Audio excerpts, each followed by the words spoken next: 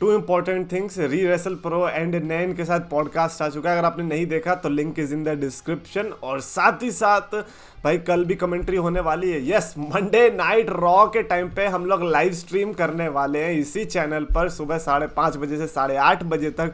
यानी कि आप टीवी पर WWE चला सकते हो और हेडफोन्स में हमारी कमेंट्री सुन सकते हो। हमारी से क्या मतलब है, कोई तो स्पेशल गेस्ट हो गई। क्या स्पेशल आंटी जी हैं जिन्होंने कल लाइव स्ट्रीम ज्वाइन करी थी, उन्होंने तो यस यस बोला था, तो फिर आना तो है ही मतलब कल लाइव स्ट्रीम पे। तो गैस जो मैं चैंपियंस ऑफ द वर्ल्ड में 3DX चेतन बैकलैश आने वाला है। बैकलैश के लिए ना ऑलरेडी 4 ऐसी चीजें हम रिव्यू करने वाले हैं कि क्या वो चीजें होंगी या नहीं होंगी, और अगर होंगी तो कितनी बढ़िया होंगी। आर्टिकल का लिंक डिस्क्रिप्शन में रहेगा, अगर आपको फुल डिस्क्रिप्शन पढ़ना है तो हम ऊपर पॉइंट्स को रिव्यू करने वाले हैं। जैसे कि सबसे पहला इन्होंने रखा है कि Drew McIntyre returns and cost Seth Rollins his match against Omos at Backlash. Seth Rollins and Omos का one of the marquee matches रहेगा बैकलैश का, फॉर वेरी डिफरेंट रीजंस। और अगर उसमें ड्रू मैकिंटायर का रिटर्न होता है, यार ये तो मैं भूल ही गया था कि Drew McIntyre is not coming because उनका कॉन्ट्रैक्ट का कुछ तो इशू चल रहा था। एंड कितने लोग कह रहे हैं कि Drew McIntyre all elite wrestling में जा सकता है। अगर ड्रू मैकिंटायर भी उस सुपरस्टार की लिस्ट में आना चाहते हैं जिनकी डिसीजन मेकिंग एबिलिटीज बिल्कुल जीरो है, देन डेफिनेटली वो ऑल एलीट रेसलिंग में जा सकते हैं। अदरवाइज मेरा सुझाव तो यही रहेगा कि अपनी तलवार को यहीं पे गाड़े रखो, WWE में ही अपना कॉन्ट्रैक्ट साइन करके चलो। और अगर आप रिटर्न करके सेथ रॉलिंस को कॉस्ट करवाते हो मेरे को चलेगा, लेकिन आप उधर मत जाना। I am just saying. अब ऐसा नहीं कि मैं डर रहा हूँ ब्रो, बहुत बड़े बड़े तुर्रम खां आके गए ऑल एलीट रेसलिंग में, लेकिन सब के सब ढह गए। तो मैं तो बस आपकी भलाई के लिए सोच रहा हूँ कि आपको बैकलैश में रिटर्न करना पड़ेगा। अब तो ये भी नहीं है कि करना चाहिए, अब तो ये कि करना पड़ेगा। आपका सवाल है ब्रो, आपने इतनी मेहनत करी, इम्पैक्ट में जाके इतना अपना कैरेक्टर डेवलप किया, एंड देन WWE में आके उसको उस मुकाम तक ले गए। एटलीस्ट आपको एक टाइटल विक्ट्री तो बनती है, राइट? और आपको भी वर्ल्ड हैवीवेट चैंपियनशिप के ब्रैकेट में आना है कि नहीं आना है? ऐसी थोड़ी मिल जाएगा, फ्री का बिस्किट थोड़ी चल रहा है कोई इधर।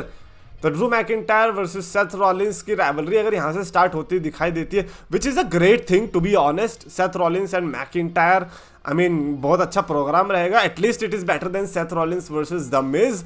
और ये भी है कि यहाँ से हमें कंटेंडर्स बड़े अच्छे निकलते दिखाई देंगे चैंपियनशिप के लिए, बिकॉज सेथ रॉलिंस भी अच्छा चैंपियनशिप के लिए कंटेंडर है, ड्रू मैकिंटायर भी अच्छा कंटेंडर है। और फ्रेश राइवलरी के लिए I am always open, specially अगर वो ऐसे टॉप डॉग्स के बीच हो। तो Seth Rollins and Drew McIntyre का ये वाला सिनेरियो बिल्कुल परफेक्ट है। बट ये है कि ऐसा भी कर सकते हैं कि सेथ रॉलिंस मैच जीत जाए और बाद में आके ड्रू मैकिंटायर कन्फ्रंट करे। I am just saying, you know, Seth Rollins के फैंस को भी खुशी मिलनी चाहिए। Come on. अगला भी लाइक थोड़ा सिमिलर है, that is Bray Wyatt returns and costs Bobby Lashley. आओ और बॉबी लैशली का मैच किसके साथ है? That is against Bronson read and Austin theory in triple threat United states championship match. ये यूनाइटेड स्टेट्स टाइटल को cost करवाने से ब्रे वाइट को आई डोंट थिंक सो कि कुछ बहुत बड़ा हासिल हो जाएगा। बट एक ये बड़ी स्टोरी चल रही है कि ब्रे वाइट और बॉबी लैशली का मैच होने वाला था लेकिन नहीं हो पाया, जिसके चलते बॉबी लैशली को रेसलमेनिया में मैच ही नहीं मिला। एंड देन ब्रे वाइट आएंगे। यार पहली बात तो ब्रे वाइट की सिचुएशन इतनी कॉम्प्लिकेटेड रहती है कि मैं अपने से कभी भी कॉन्शियस डिसीजन नहीं लेता कि मैं देखना चाहूंगा कि ब्रे वाइट का कॉन्ट्रैक्ट स्टेटस कैसा चल रहा है, कि क्या वो इस समय WWE में है या नहीं है। तो मेरे को उससे फर्क भी नहीं पड़ता, क्योंकि ब्रे वाइट का आई डोंट नो मैन, आप लोगों को पजल करने में, सॉल्व करने में बड़ा मजा आता होगा, मेरे को नहीं आता सीरियस। और स्पेशली ऐसा पजल मतलब ऐसा होता है ना कि पजल में तो पीसेस आपके सामने रखे रहते हैं। ब्रे वाइट के केस में कैसा होता है कि पजल का बोर्ड तो यहाँ पे रहेगा और पीसेस भाई साहब किसी की बॉडी के अंदर रहेगा, कहेगा कि भैया मर्डर करना, उसके अंदर से पीसेस निकाल के तब यहाँ पे लगाने। भाई इतना तो काम हमसे नहीं हो पाएगा। तो ब्रे वाइट अगर आधे भी है, बॉबी लैशली को कॉस्ट भी करते हैं, तो आई थिंक मैं यहाँ पे एक चीज कहना चाहूंगा कि इस टाइम पे ज्यादा हाइप मत कर देना ब्रे वाइट को, क्योंकि आपने जो पूरा हाइप करा था उस सबका सत्यानाश ही हुआ है। क्योंकि इतनी हाइप अगर किसी और को मिलती, वो बंदा चांद पे होता है। I am not even exaggerating, just imagine कि अगर वही हाइप LA नाइट को मिलती तो अभी वो वर्ल्ड हैवीवेट चैंपियनशिप लटका के घूम रहा होता अपने कच्चे में यार। लेकिन ब्रे वाइट का केस अलग ही है।